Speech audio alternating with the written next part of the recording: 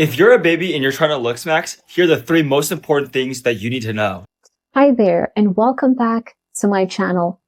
Now, I'd like you to pause for a second and visualize a baby. It could be your baby, or it could be any baby. Now, a baby is synonymous with words like delicate, soft, vulnerable, cuddly. But what if I told you that some parents are actually rating their babies' physical attributes before the babies are even old enough to talk? And some babies are straight from the womb. Welcome to the controversial world of baby looksmaxxing.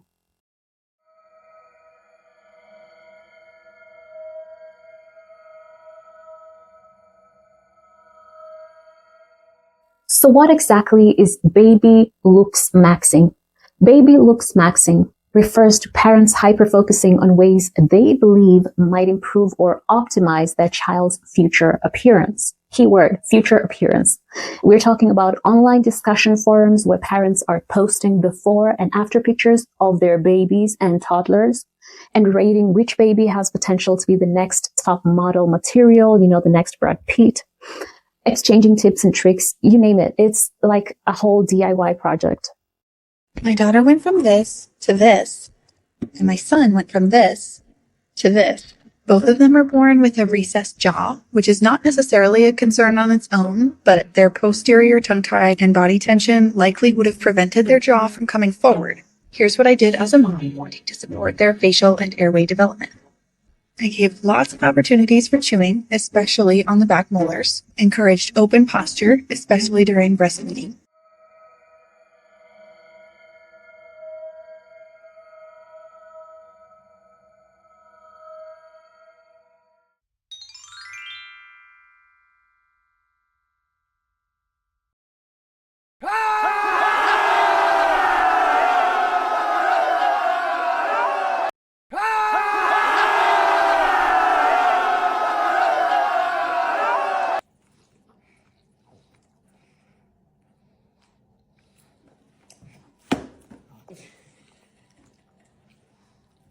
Can you believe that over 6,900 members from all over the world are paying to enroll in online looksmaxxing bootcamps for babies to learn the whole mewing and tongue placement techniques, all that stuff that was covered in the previous video.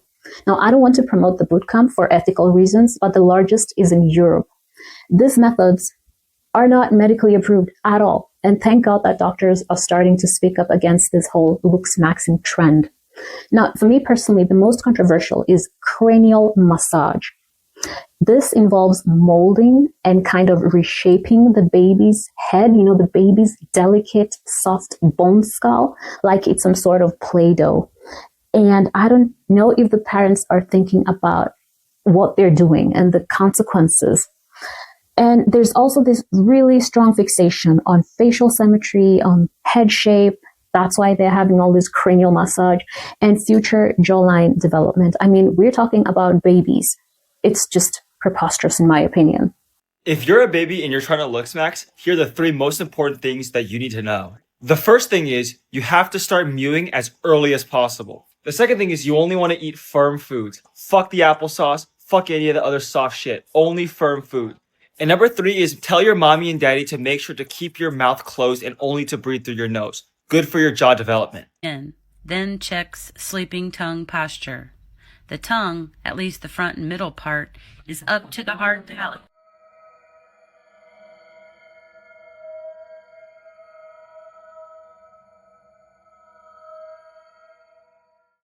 This video is going viral for me right now, and it's officially reached the looksmaxxing side of the internet, and I'm getting a lot of comments like this. I had to look up what MOG means because I did not know.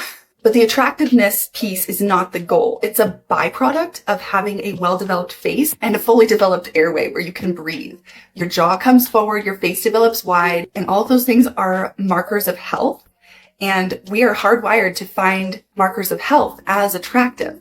So the attractiveness factor, again, is a byproduct, but it's not the goal. The goal is a well-developed face and healthy jaws and airway. I personally beg to differ with that lady. It's pretty obvious that Future attractiveness is the end goal for most parents. These parents believe that more attractive children get better opportunities and greater confidence. This kind of reminds me of the research on the halo effect. In layman's term, we call it pretty privilege. Basically, beauty is equated to positive attributes and yields positive outcomes. Beautiful people are more likely to have higher salary and more opportunities in life. And it kind of reminds me of the whole celebrity nepo babies that get a head start and opportunities through their parents' wealth and connections. And as a parent, I can understand the whole idea of wanting to give your child a head start. As one parent said or mentioned in an interview, she talked about how she had been bullied at school and how that had influenced her decision to protect her child through looksmaxxing.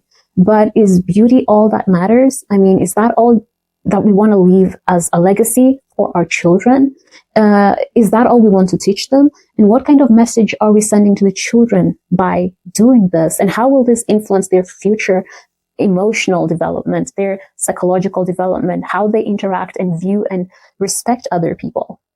I understand how looksmaxxing is extremely problematic, especially for little children, but as a half Korean, I grew up with looksmaxxing before any of y'all. Like, it's been ingrained into my brain since a child. Small face, big eyes, pale skin. You also need to be like a 00. And as a 5'9" woman, I did not fit into any things every time I went back to Korea. I would go into a store and they'd be like, ooh, yeah, we don't have your size. Sorry, girl. Sorry, you big back girly. And going to a skin clinic in Korea is the most humbling experience ever.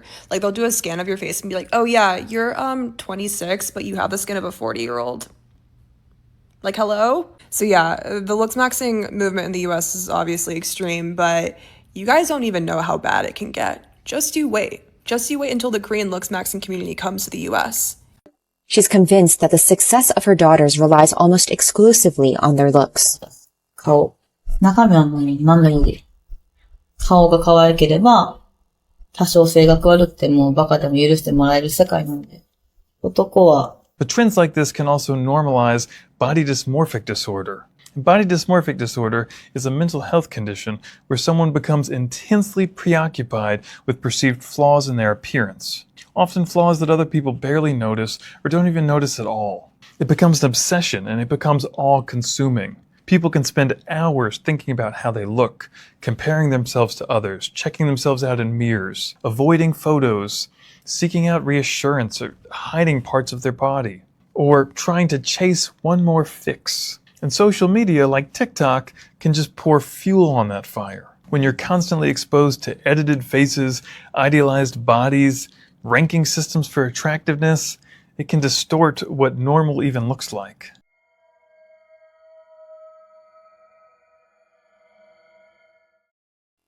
If you enjoy listening to this kind of content, do feel free to like, share, and subscribe. And until next time, take care of yourself and your lovely babies. Ta-ta!